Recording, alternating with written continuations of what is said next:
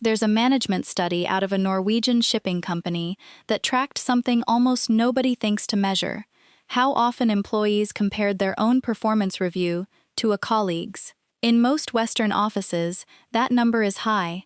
People sneak glances at raise percentages, ask around about bonuses, keep a private scoreboard of who got promoted first.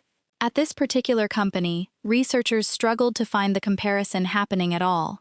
Not because employees were forbidden from discussing pay, because almost nobody seemed to care enough to ask. That's the starting point today. Not why Scandinavians avoid comparing incomes, we already covered that one. This is about something a layer deeper. Why an entire region seems to have quietly opted out of competing with each other in the first place. In ways that show up everywhere, from the classroom to the ski trail to the org chart. And what happens to a person's baseline happiness when the drive to outperform the guy next to them simply isn't part of daily life. Before we go on, let us know in the comments where you're watching from. We love seeing how far this story travels. And if you're loving it so far, join the family by hitting subscribe, because tomorrow, we've got something special lined up just for you. Start with school, because it's the clearest version of this whole pattern. Most Norwegian and Swedish primary schools don't rank students against each other in any formal way.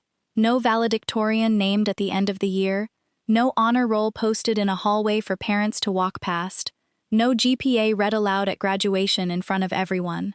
Grades often don't even start until age 12 or 13, well after most other countries have already begun sorting kids into a visible hierarchy of who's ahead and who's behind their classmates. Ask a Norwegian teacher why the system works this way, and the answer isn't that ranking is somehow cruel or unkind on its face. It's that ranking teaches a kid, very early and very effectively, to measure their own progress against someone else's, instead of against where they personally started out. One of those is genuinely useful information a person can act on. The other is a decades-long habit quietly forming in real time, usually by age 9 or 10, long before anyone would think to call it a habit at all. Sports tell a remarkably similar story, and this is the part that tends to surprise people most when they first hear it. Norway, a country of only about 5 million people, is a genuine powerhouse at the Winter Olympics, regularly out-medaling countries 10 times its own size on the medal table. And the official youth sports guidelines there actively discourage publishing competitive results for children under the age of 12. No standings published in the local paper. No most valuable player awards handed out at the end of season banquet. Norway's National Sports Federation actually has a formal name for the underlying philosophy: joy of sport for all, written directly into policy, rather than left as an informal preference. The idea, stated plainly, is that a 10-year-old who loses interest in skiing because she got tired of losing to the same 3 kids every single winter never becomes the 25-year-old who eventually wins Olympic gold on the same slopes. You don't build elite athletes by ranking children early and letting the weaker ones quietly drop out along the way. You build them, instead, by keeping enough children in the sport long enough that raw talent finally has time to actually show up on its own schedule. Preparing and narrating this story took us a lot of time, so if you are enjoying it, subscribe to our channel. It means a lot to us. Now back to the story. Here's where the psychology gets specific. Because avoid competition sounds like a value statement, but there's an actual mechanism underneath it. And economists have a name for it too: positional goods. That's the term for anything whose value depends not on what you have, but on having more of it than the people around you. A slightly bigger house than your neighbor. A slightly better title than your old classmate. Status, by definition, can't be shared. If everyone gets a promotion, nobody actually moved up. Research on positional competition has found something uncomfortable. Chasing it produces a kind of treadmill. You get the bigger house, feel good for roughly 6 months, and then recalibrate against whoever has the next bigger house. The goalpost never stops moving, because the goalpost was never really about the object. It was about the ranking.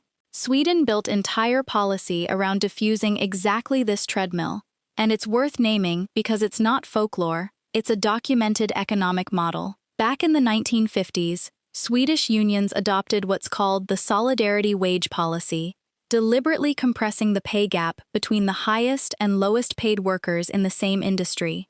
The logic wasn't really about fairness in the abstract. It was that a smaller gap meant less to compete over. If the best salesperson at a company earns maybe 30% more than the newest hire, instead of 5 times more, there's simply less status oxygen in the room for a rivalry to breathe. Decades later, the wage gap in Sweden is still among the narrowest of any developed economy, and workplace researchers studying Nordic offices consistently report lower reported rivalry between coworkers than in comparable American or British firms. None of this happened because Scandinavians are wired differently from birth. It happened because a set of small farming and fishing communities figured out, generations before anyone wrote it down, that a village doesn't survive a hard winter if half the households are quietly trying to outdo the other half. Cooperation wasn't a nice idea. It was the difference between everyone eating and someone not. That instinct got formalized eventually, first as an unspoken norm, later as actual labor policy. But the roots go back much further than any modern wellness trend would suggest.